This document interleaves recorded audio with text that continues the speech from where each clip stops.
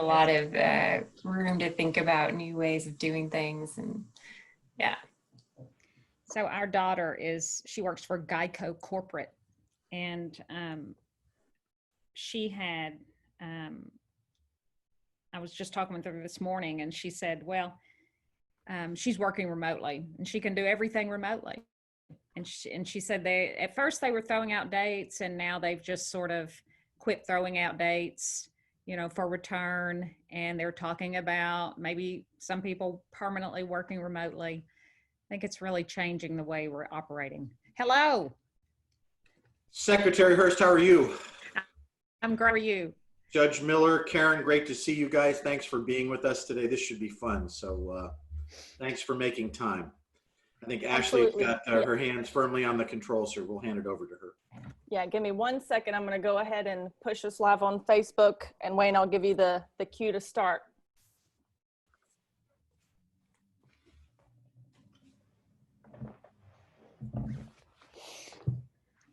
Brian, it's good to see you again too. Good to see you, Karen.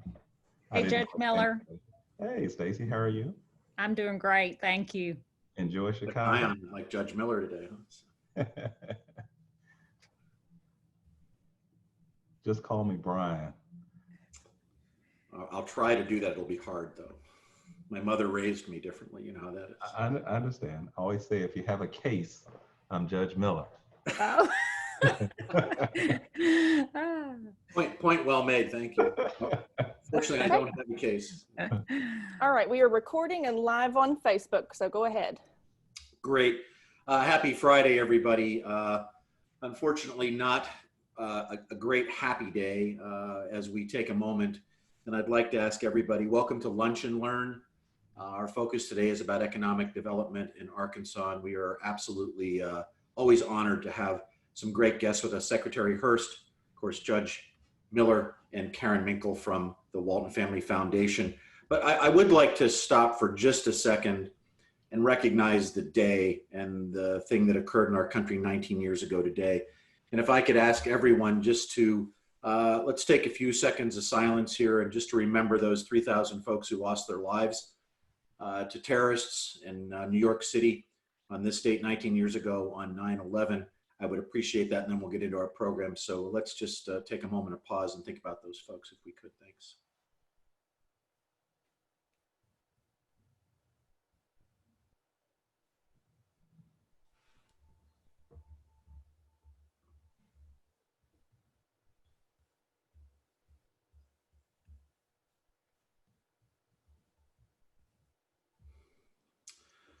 Okay, thanks. So let's talk about what's happening in Arkansas, and that's what's important. So today we have Secretary Stacy Hurst, who leads the Arkansas Department of Parks, Heritage, and Tourism.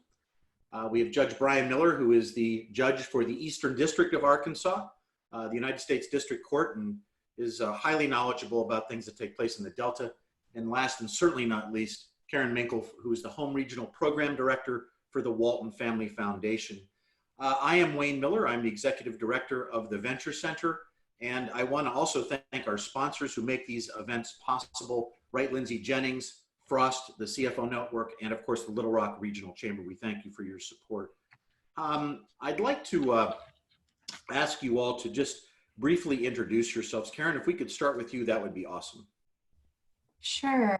Wayne, thank you. And it's a pleasure to be speaking again with Secretary Hurst and Judge Miller. The last time we saw each other was actually at the announcement of the Delta Heritage Trail. And I'm sure none of us imagined that we'd be meeting again in this kind of form. So it's a pleasure to see you. And Wayne, thanks for providing for that moment of silence. I actually was in New York on September 11th. I was teaching there, and it's where I met my husband, and he was the first Arkansan I'd ever met in my life. I grew up in California and then was in New York, and came to visit his family a few times and just fell in love with the state. So I was reflecting on that, and it's a bittersweet memory, but in many ways that experience is what led me here, and I've been here for the past 16 years.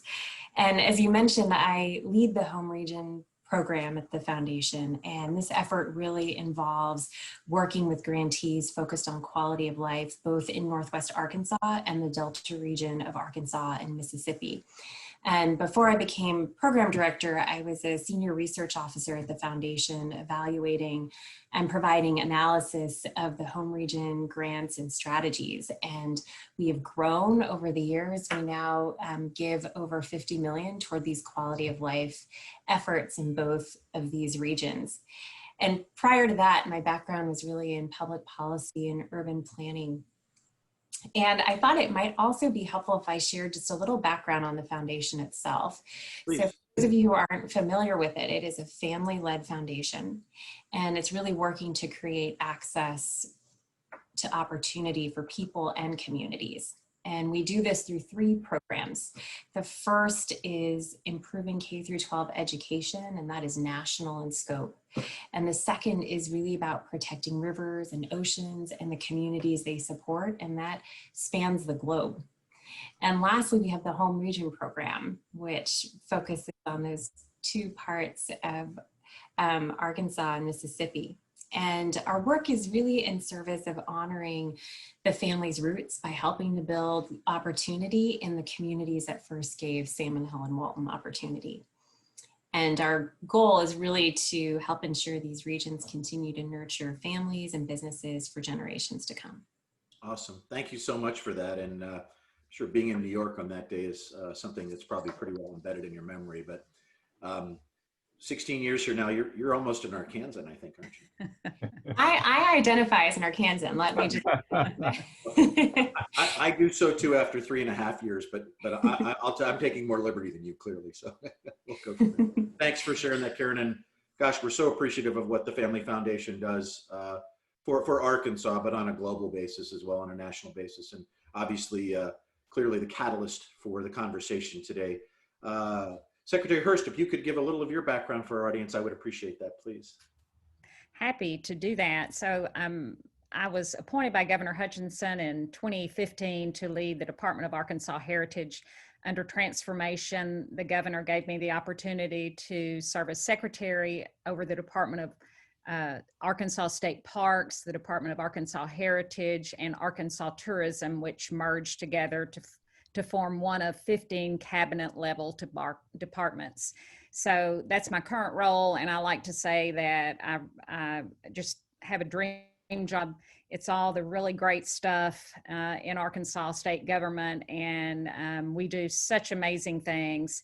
We have such a huge economic impact on the state of Arkansas through our state parks, our cultural and heritage tourism. And of course, tourism is the 2nd largest industry in the state with a $7.3 billion economic impact. So I'm very excited to be here today, Wayne, to talk about this subject because it is a very big deal for Arkansas. Thank you. Awesome. And you know, it's you don't have to live here long to fall in love with the things that you're responsible in touching. You know, whether it's the magnificent lakes, the beautiful Ozarks, all the great things that are happening all over the state as it relates to that. The great history, of course, of the Delta.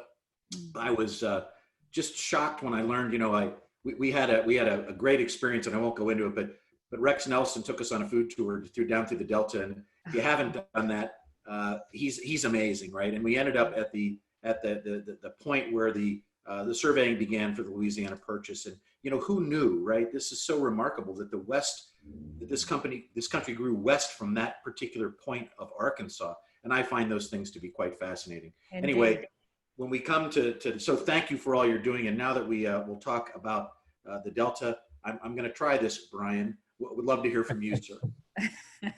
Wayne, it's a funny thing that you mentioned where the West began. You know, that's how my family got to Arkansas. My great-great-grandfather was a slave in Virginia, and his family moved to Arkansas as part of a land grant back in the early 1800s, and they were in Colt, Arkansas, and it was during the Civil War that my great-grandfather was freed from slavery. Now, his father was freed before him, believe it or not, and moved to Helena and started a business.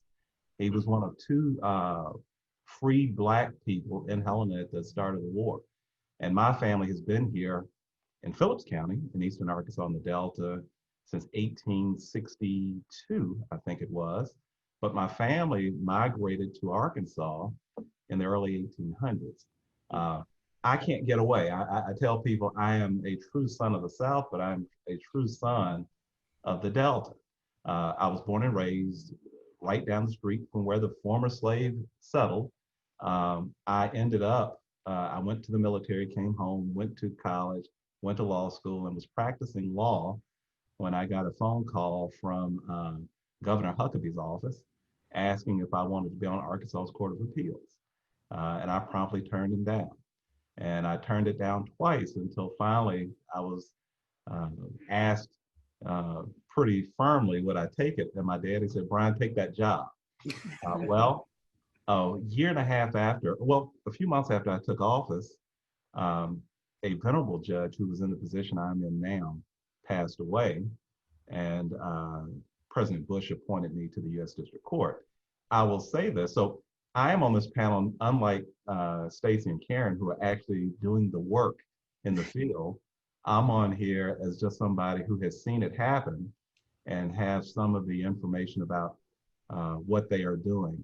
I was with Southern Bancorp, and we partnered with the Walton Family Foundation on the Delta Bridge project, where we did a number of projects. I have worked with the Delta Cultural Center and other agencies that Stacy runs. And so I see the work they are doing in the Delta, and I'm just here to add what I can add. Well, clearly the knowledge and the history that you bring, an awful lot before you did an awful lot of work too. So we're grateful for that as well. And what great history. And, you know, it's so interesting too with people who are from Arkansas. You know, a lot of people leave and come back, right? And spouses, you know, I think as Karen's mentioned, et cetera. So it's interesting stuff. But, you know, I love the state. I find out more about it every day. And by God, I've learned to eat catfish, and it's pretty good stuff. So anyway, Murray says, I'll give them a commercial, right? So that's good. Is there any other type of fish? I don't know. I clearly in Arkansas there isn't, but anyway. Well, great. Thank you, all three of you, for those great intros and snapshots of your background and the great things that you were doing. So we're really talking today about the Delta Heritage Trail and the things that have happened. So Secretary Hurst, I'd love to start with you. So in January of this year, the governor, Asa, announced a grant from the Walton Family Foundation for the completion of this Delta Heritage Project. For this trail, but this is something that's been going on for a fairly long period of time. In fact, I believe almost 30 years. Tell us about the trail and the progress that's been made, and I guess the chronology to date, if you can. Yeah, I'm happy to. It has been going on for almost 30 years. So it started as a rail to trail conversion of the abandoned Missouri Pacific Railway line that ran along the eastern corridor of Arkansas. So it was a cooperative effort between the Arkansas Department of State Parks and Tourism and the Highway Department at the time. And they acquired the first land through an abandoned right-of-way along that corridor in 1992. And they had a significant contribution from Union Pacific at the time. They created a master plan in 1997. And so they've been chipping away at it, the State Parks Department, for almost 30 years. And to date, they've built about 44 miles. Once completed, it will be over 84 miles of trail. And they've developed that over, several phases. What's happened, though, is that the northernmost section of the trail and then the southernmost section of the trail have been the pieces that have been completed. So the middle is what remains and presents the biggest challenge because there are two old railroad bridges on that piece of the trail, and it's substantially more expensive to rehab. State Parks over the years has spent approaching $30 million to build these sections, been completed about the 44 miles. So the gift from the Walton family will really allow the completion of the entire trail, and we're going to match that with another 20. So to bring that to about a $40 million cost to complete the section. And the middle section. So it will run basically from Helena all the way down to Arkansas City and be roughly a little over 84 miles of trail. That's fantastic. Well, just out of curiosity, just the construction of the trail, not to get too into detail, but is this gravel and dirt and asphalt and all those things, I suspect, will be a part of its composition from one end to the other? Yes, it's very professionally done. It's easy to travel on. I know Judge Miller can touch on how he's actually run on the trail, is what I've learned. Cycle on it. It's compact and a very safe way to both hike and cycle. And I will say too, let me just touch on, some people, their perception of the Delta is just flat farmland. And some of the trail does navigate that sort of landscape, but there are parts of the trail, I would say a majority of it, that are covered. They have beautiful canopy that covers the trail. It goes over water. It is a very rugged and beautiful section of Arkansas that I think will really be quite shocking to people, because it doesn't fit the stereotypical perception, I'll say, of what the Delta is. It's quite magnificently beautiful. And that's why I think it's really going to be a major attraction once people learn about it. It goes through some very beautiful landscape in Arkansas. Indeed, indeed. Now, is the entire length of it formerly railroad? Is that, or there are sections that were not? I think there's sections that were not. It was primarily a Rails to Trails project, and as I mentioned, the two railroad bridges that are significantly expensive to rehab, but will be a great addition to the trail. It's going to be quite interesting, the landscape and the nature and really the culture and the history of that place. We've got some trailheads already put in that tell some really great history about the Arkansas Delta and the culture in that area. So I think it's going to be a great opportunity, not just to absorb the beautiful nature of the area, but the culture and the history. Awesome. Thank you so much. Great. Karen, love to ask you the question, which is a big one, which is, why did the Walton Family Foundation decide to put their shoulder behind this and help fund the completion of this project? Thanks for that, Wayne. And as I was saying, and actually Brian alluded to this as well, the foundation has been supporting efforts in this region for actually over 30 years now. And what attracted us to the Delta Heritage Trails actually, I think, goes back to what Stacy was saying makes her job one of the best jobs in the world, which is that it is an economic development tool that's a bit unconventional, that is an opportunity to benefit communities and businesses here in Arkansas, and at the same time really tell a story about our natural beauty and culture. And her work, goes all across the state, but I think the Delta Heritage Trail is really appealing in that sense. And I think it's an unconventional economic tool, but I think what studies have shown across the country is that there is a tangible economic impact. And I think the Razorback Regional Greenway in Northwest Arkansas is one example of this in the state, where it started off as a 36-mile spine, sort of a north-south corridor, and has grown to be a trail system that has over 500 miles. And it's helping foster economic vibrancy in downtowns across the region. At the same time, I don't want to understate some of the other real benefits that a trail like this will have. There will be new recreational opportunities as part of this. It'll connect over 80 miles of neighboring communities. And I think that those types of connections, I think, are both literal and figurative when you're working on a project like this. And our hope is really that the Delta Heritage Trail becomes the next success story and creates momentum for the region in a really positive way. And just to build on what's being said about the beauty of this area, it's that there's a unique sense of place that comes from the built and natural environments and the people. And I remember we had a number of staff in the car, and we were driving that stretch from Brinkley to Helena, West Helena. And my team still makes fun of me because a huge bald eagle just flew up from the fields. And I practically missed it because I was kind of buried in a book in the back seat. And let me say, that would not happen if I'd been on a trail, right? So there is just remarkable beauty there, whether you're seeing the astonishing scale of the Mississippi River, or you're on the levees, or experiencing the swampy kind of hardwood forest. It's really remarkable. And I think more and more the beauty of the state is no longer a well-kept secret from the rest of the country, which ultimately will be an asset for us.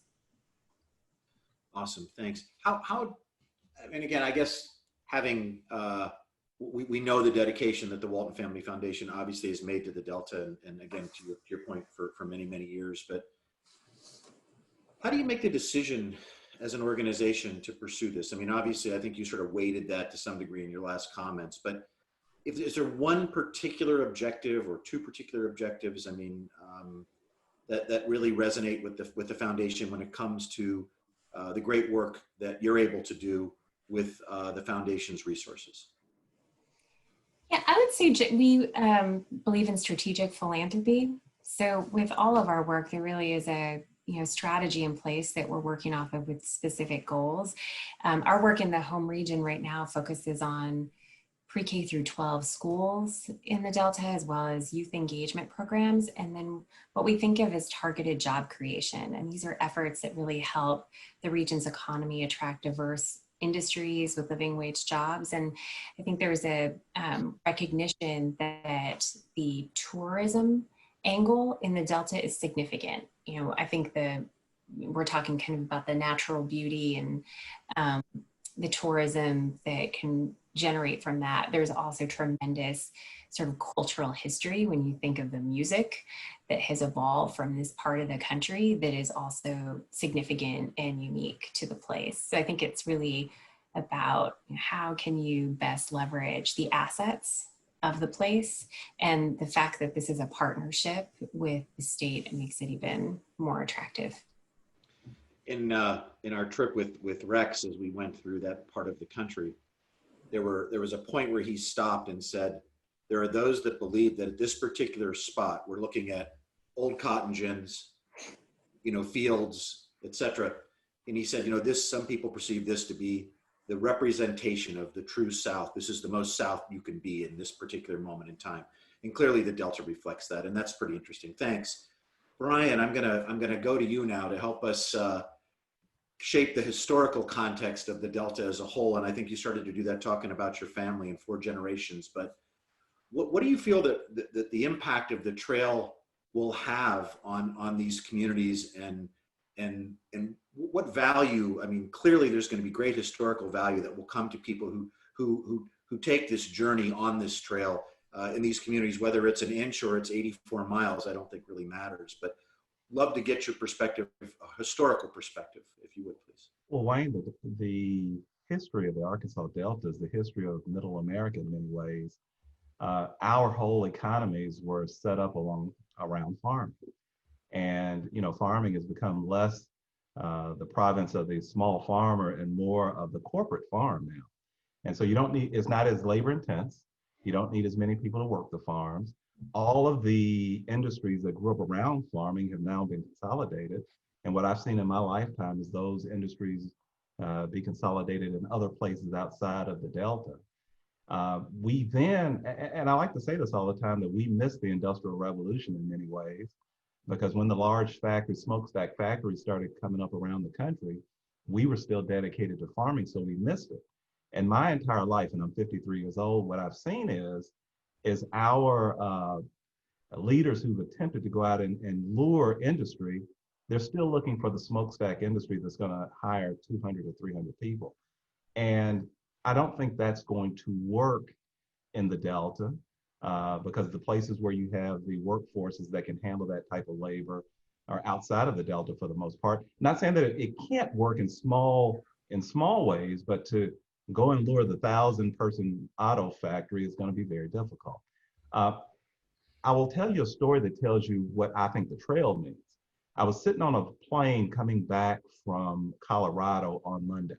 My wife is from Colorado, Karen. So I married a young lady and brought her to Arkansas. She was Teach for America. Came and thought she was going to stay 2 or 3 years and leave, and she ended up staying. We had planned to move away until I got my appointment, and she decided, no, I'd rather stay in Helena. Well, let me say this. I'm sitting on the plane, and a grungy-looking guy sits down next to me. He was so grungy that my 5-year-old daughter said, Daddy, I'd rather not sit by him. And so I started talking to him. And this guy is from Virginia, lives in Colorado, and he moved to Colorado because he liked trail hiking. He liked all of the wildlife and all the things he could do out there. At which point I told him, he asked me, well, where do you live? I live in Helena, Arkansas. He asked me something about it. And here's what I told him, Stacy. I said, I live about a mile from the St. Francis National Forest on the north. I live about 5 blocks from the Mississippi River to the east. And then we have the Delta Heritage Trail, which is 10 miles to my west. And so if you look at it, there's a triangle. To the north, the forest, to the east, the river, to the west, the trail. He said, wow, I'd love to come down there and go in the forest, hike the forest. He loved to hike the trail. And he also asked me, he said, well, are there opportunities to go down? And he said, rafting in the Mississippi River. And I said, well, no, not rafting, but we do have a canoe company where people go up a little north and they come down the river. So I think the future for areas like the Delta are to focus on industries that will support these types of occupations, drawing people in small numbers or maybe in large numbers that are not smokestack types of industries, that are not labor-intensive industries, but industries that if you can figure out a way to monetize those, where people actually come and spend a little money, either in Airbnb type places, small restaurants, other things like that, I think that is the future of the Delta, at least from my standpoint. Now, that's not to say that if a small factory that wanted to hire 50 people came into the local area, it wouldn't be great. But I think more realistically, it's these types of initiatives that are going to help us more. And isn't it an interesting point to today as we think about working from anywhere, right? And Wayne, that's another thing, and that touches on everything we're dealing with today. Sure. Today, I can have. It used to be that people wanted to walk the malls and see everything. Now people, I'm not going to say nobody wants to go, but people sit at home and order. I can get anything sitting in Helena, Arkansas online that you can get in New York City. Sure. So I can have all those benefits right at home without having to deal with the traffic of a New York City. You bet, you bet. And you know, listen, obviously the challenge is there, and we see this in the work that we do specifically with entrepreneurs from the Venture Center, both fintech and otherwise. You know, as we look at the role we try to play from the standpoint of economic development, our interest is to bring high-paying jobs here. You know, we call knowledge working jobs. And frankly, you know, we work closely with the ADC, and the ADC is learning as well how to attract companies that aren't focused on the smokestacks, as you said, and how do we continue to bring those kind of companies in. And you know, the beauty of a place like Arkansas, as you see, you know, I learned this morning that there's 1,000 people a day moving to Florida. Now, part of that's because they don't have any state tax, but clearly the world is changing, you know, at this time, and the capacity to truly be anywhere. And, you know, we see people moving from San Francisco to Northwest Arkansas, right? Who want to enjoy the great trails and the great community that's growing there. And that's why it's one of the fastest growing in the country, right? And, you know, people enjoying our lakes. And I think the Delta is, I think it's so incredible when, you know, Karen touched on the music, obviously the food, the history, and as people learn about that, and the trail will clearly play a role in that, I think it will continue to attract, hopefully, businesses of all sorts and sizes, whether they're small, what people refer to as lifestyle businesses, or even big businesses. You know, we don't need a lot of Googles in this world. We already have one of those. But good to see those communities grow. Awesome. Thank you. Thank you so much, Brian. That was great. Stacy, what do you think the potential impact that this is going to have on the state? You know, as the questions about really quality of life, travel, tourism, I think kind of taking some of Brian's thoughts and maybe looking at the I guess more metric or economic impact kind of perspective. Can you share that with us? Sure. So in our state, we can point to an estimated $6.5 million more in tourism related spending for that area. We're talking about roughly $13 million that just sort of indirect spending related to the completion of this trail. So those are, you know, just for that area and state spending, and that's just based on our analysis. But I can tell you that we are very excited about the opportunity Arkansas has to grow outdoor recreation in the state. We are uniquely positioned, we think, because of the abundance of beautiful outdoor opportunities that we have to continue to grow in this arena. Just through the pandemic, we have seen already this year 4 million visitors to our Arkansas state parks. Our federal lands are continuing to see less visitation. And we think that what's happening, of course, is people are continuing to learn about and discover Arkansas.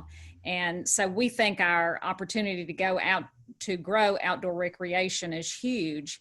The estimate on just state and local revenue right now related to the outdoor recreation industry is over $60 billion. So that's a lot of money that we think that we will eventually benefit from even more. I know Karen's familiar with this, but Northwest Arkansas, there was a study done just to measure the benefit of cycling that they have so well developed in that area. And the estimate put on that was $137 million in economic benefit. That's real money. Wisconsin did a study that showed that a statewide study that showed that the benefit of cycling in the state was $500 million. So I think we've got room to grow, and the Delta Heritage Trail, as you know, when people understand it, when they know about it, I will flock to it, not just for the cycling opportunity, but for the hiking opportunity. We are really, really excited about it, and think it will bring something to the Delta that will have a significant impact. And we can't forget about the greatest asset that Arkansas has, and I sincerely mean this, being a transplant, and that is the people of this state. You know, having spent most of my life in big cities and contending with traffic and, you know, the cost of living and quality of life, but also that it's the quality of the people in Arkansas that just the way they put their arms around you when you come to the state, and the way we can get things done by just being a degree or two away from, you know, anyone. If you don't know someone, chances are, as somebody said to me once, the person next to you does, for sure. And it is remarkable because we can get things done in this state, unlike any other place, I think, in the country that I've certainly lived. So I'll speak from myself. And of course, I think both Ashley and I will tell you, Ashley spends most weekends camping with her dogs and her husband. We love the state, and I enjoy riding what they call adventure motorcycles, and of course the TAT, which is the Trans-America Trail, which goes from, as you know, from Carolinas clear up to Washington State.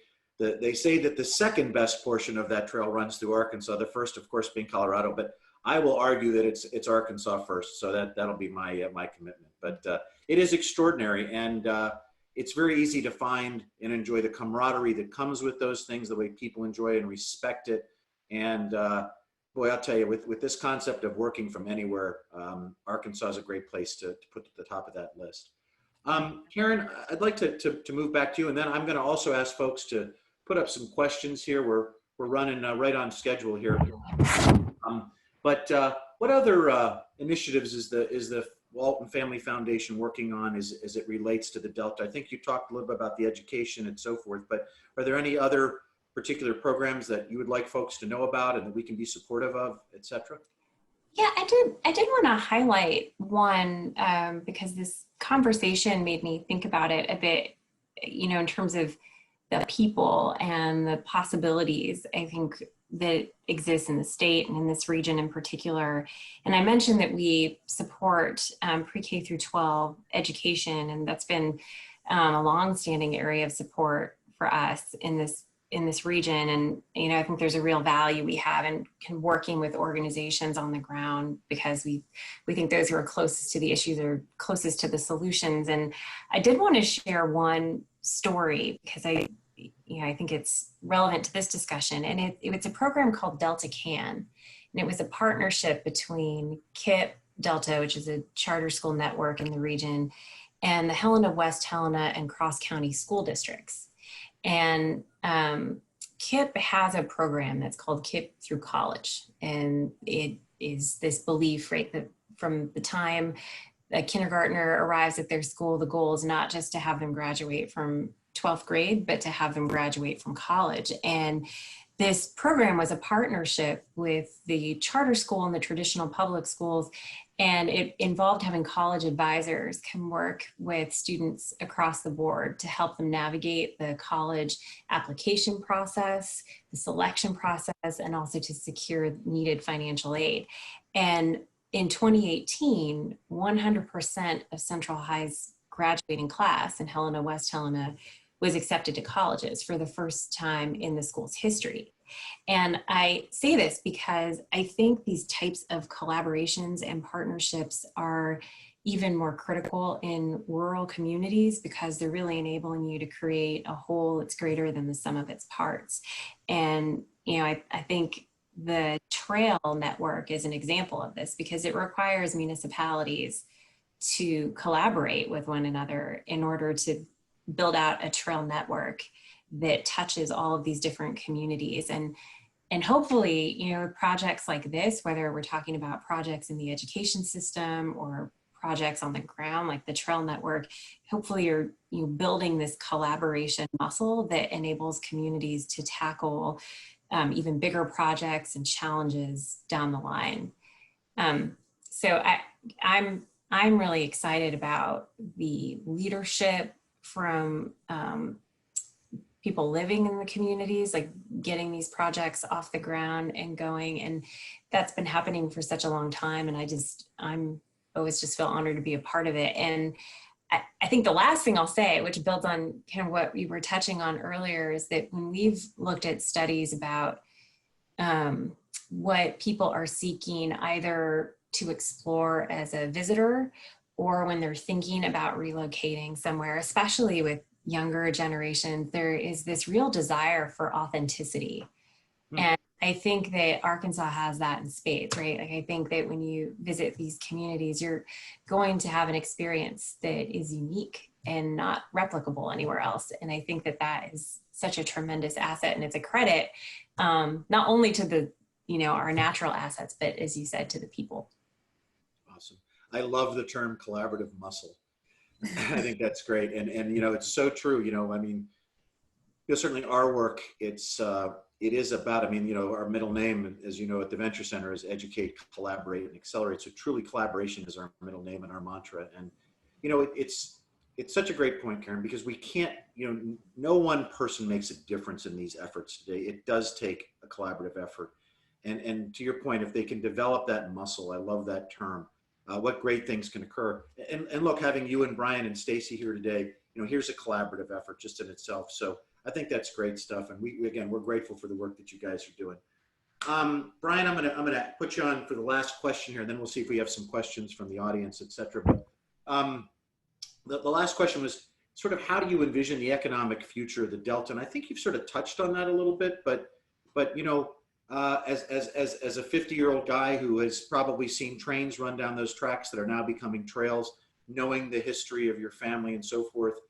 Well, obviously you mentioned the hopes for sort of non-smokestack things and companies to come into that area, but what do you envision, I guess, maybe change the question to the next 50 years and how this will help to stimulate that collaborative environment for the Delta and bring the right folks in, and as your family grows and expands in the next 50 years, what are you hopeful for? Well, Wayne, what I would say is, first, I'm not against smokestack industries. I'm just No, and I didn't mean to suggest that. I understand that, but we've been chasing those, and sometimes it's time to readjust and see what else is available. What I will tell you, Wayne, is when I moved home, my family had been in rental property for years, and I had said I would never get back in that business because it's a tough business. But in the last 3 or 4 years, I've started dabbling in real estate again. And what I found is by doing that, and I tell you this for this reason, is that what I found is that there is a market for it.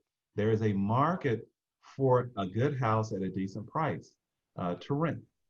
And then I started looking at other things. Once I started getting into that, I started realizing that for so many years, we've almost become depressed to the point where we can't see all the opportunities around us.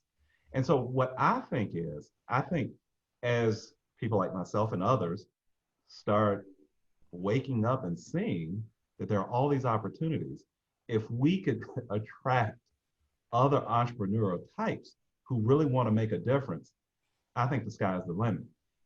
Going back to Karen's point, like I said, my wife was Teach for America. She came here never thinking she would stay. There was a large group of people in Teach for America who came to Helena at that period of time. One group started the KIPP school there. Other groups started other things there, like the Boys and Girls Club and other things. They came, and the communities wanted energy so much. They wanted young people moving into the area so much that we just opened our arms to them. And Karen, you'll know this. The Boys and Girls Club has to raise almost $400,000 a year to meet its budget, or it did when I was on the board there. And they raised it every year in a poor community, every year. And so there are people here willing to invest when they see there is a program that works, or they see something that will help. So what do I see for the future? As all of these small things start to germinate, the sky's the limit. The question is going to be, can we keep the momentum going? And I tend to think we can.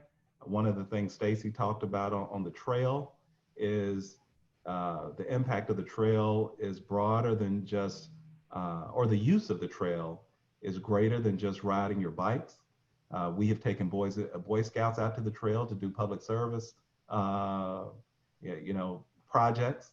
I trained, and I told Stacy this last time, told Karen too, I'm not much of a runner, but I have completed 2 marathons. I did my training on the trail because the canopy, with the trees over the trail allowed me to run in the middle of the summer, which is something you can't do in Arkansas.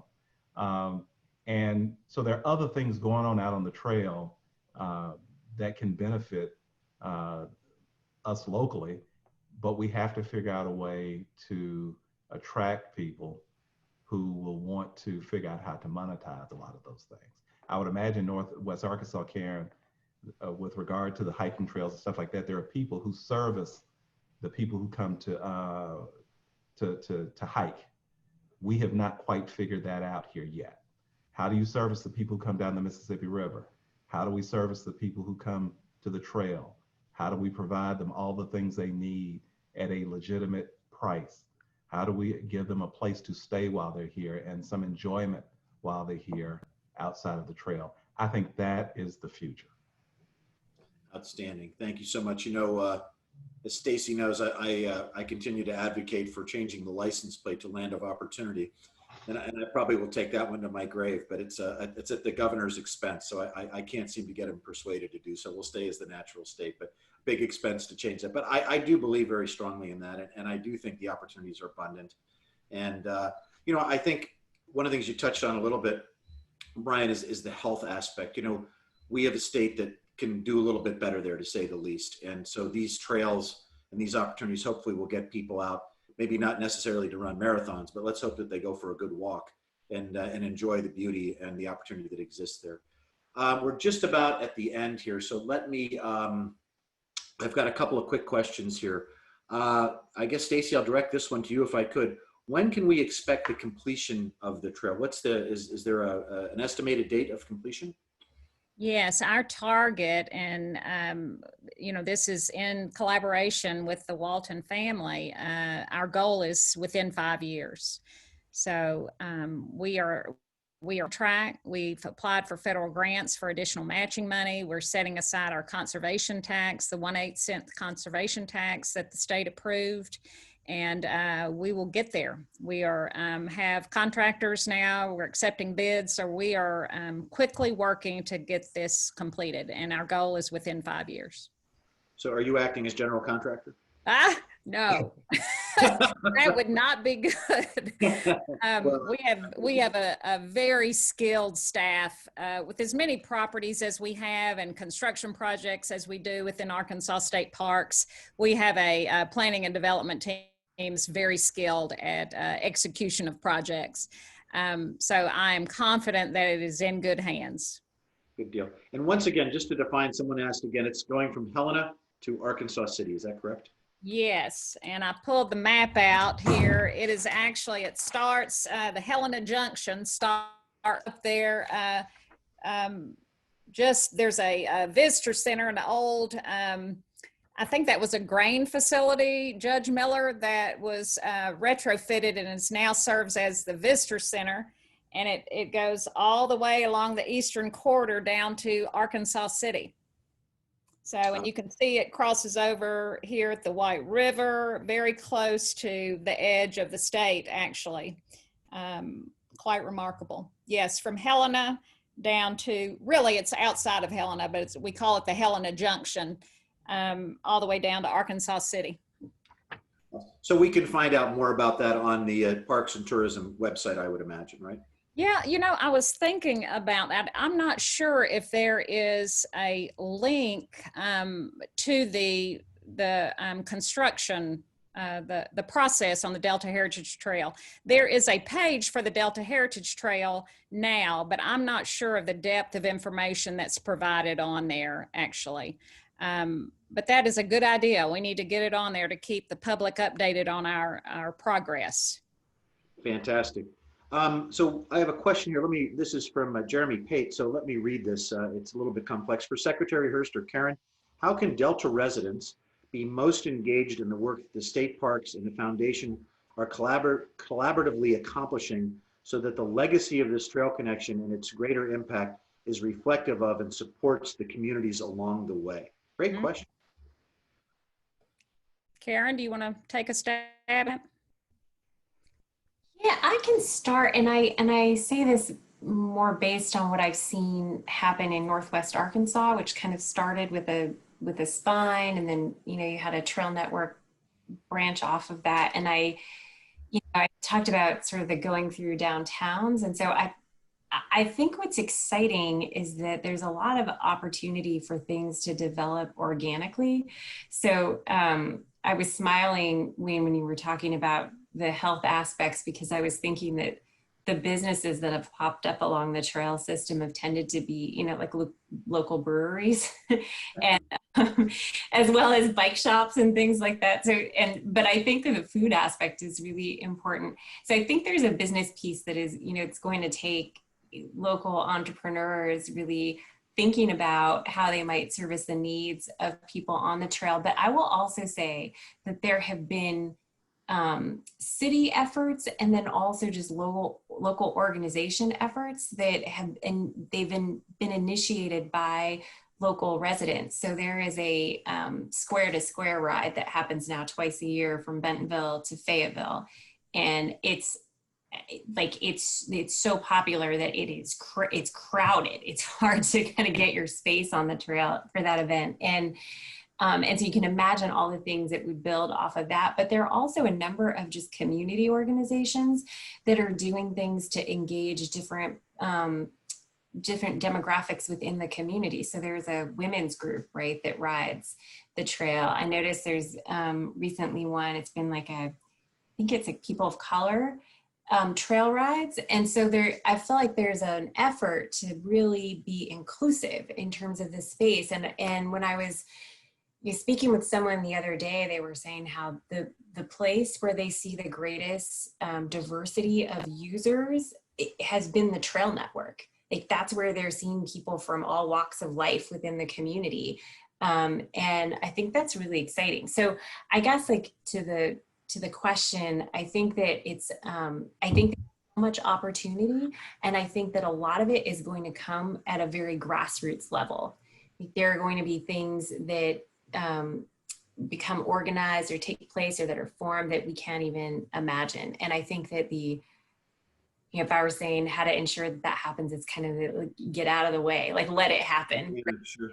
And I Let think Brian people touched on that a little bit experiment. too, when you talked about, the Boy Scouts and the community work and those sort of things that just sort of are going to happen naturally. It sounds like as these investments are made, it's wonderful how the community adopts them and then tends to them, right? And that seems to be, I think, Karen, what you sort of said about the trails up in Northwest Arkansas, and I think Brian touched on that a little bit, and I suspect that will happen here. And isn't that a wonderful organic thing? To your point, get out of the way, and they'll adopt and adapt and make it useful and meaningful. Now, Brian, you want to add to that at all, or Stacy? Wayne, I just wanted to jump in. Believe it or not, before we got on today, I called a buddy of mine who I know rides the trail. And he said that he stops off down in Wabash sometimes. And there's another little community down there that he stops off. And he started telling me about he'll get off, and it's like a half mile from the trail, but he'll go eat, get water. And he was telling me, he says, the people who have little eateries and little mom and pop grocery stores, they should have a way to advertise. I mean, you don't want to junk up the trail with advertising. I mean, that'd be a problem. But there should be a way that literature is distributed at the center up in Helena that tells you all of the places you can stop along the trail to support those small businesses that can help out. I think that's something that would work, but I think you're right. It has to be organic, Karen. I don't know that you can go and open up a business along the trail somewhere unless you know that it'll work or you have some idea it'll work. But I think that's starting to happen. I think people are starting to find those little places along the trail where they can stop and grab a little something to eat or water, or fix a bite. Folks, that about wraps it up. We lost Ashley who is, I'm very grateful, who's obviously our managing director of community programs, who helps put these programs together and attracts the great folks like yourselves to participate in these programs. So, Brian, I keep wanting to say Judge Miller, but I'm working on that. Secretary Hurst, Karen, we thank the three of you just immensely. Becky, I'm going to turn things over to her, who leads our communications and branding and leads our marketing efforts, who stepped in Ashley's absence. Want to again thank Wright, Lindsay, and Jennings Frost, CFO Network, Little Rock Chamber, for their support, and again to the three of you. Thanks for what you do for Arkansas. And you're such extraordinary people, and taking time to be with us today. And if we can ever be helpful to any of you in any way, please let us know.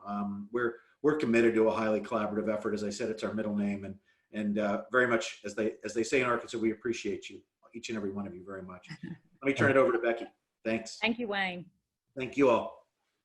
All right, everybody. Thanks again so much. That was so informative and exciting. All of these updates, we loved hearing about it. So thank you again. Upcoming events that we have next week, we've got a woman run event with Tamika Edwards. She's the new special advisor to the CEO on diversity, equity, inclusion, and engagement at Central Arkansas Water, and we'll talk about authentic leadership development in the context of gender and race. So encourage everybody watching to sign up for that. That's going to be very exciting. Then next Friday, we'll have a Lift the Rock with Remix Ideas, which is a local ESO helping to remove barriers for Black entrepreneurs. another exciting event. Then on September 22nd, we have a CEO panel chat with updates from the CARES Act Steering Committee. So that's going to be very informative also for small business owners around the state. So encourage everybody to sign up for that. All of our events can be found on our website, venturecenter.co. That's www.venturecenter.co. And then, you know, we put all this stuff on our social channels. So subscribe to our Facebook, Twitter, all those channels, and we will we'll be sharing all of our upcoming events. So thank you again. And thanks again to our sponsors, Little Rock Regional Chamber, we're at Lindsay Jennings, CFO Network, and Frost PLLC. And that is it for this Lunch and Learn. So thanks again, everybody. Thank you, Becky. Thank you. Thanks for having us. Everybody go wash your hands now. Right? Thanks again.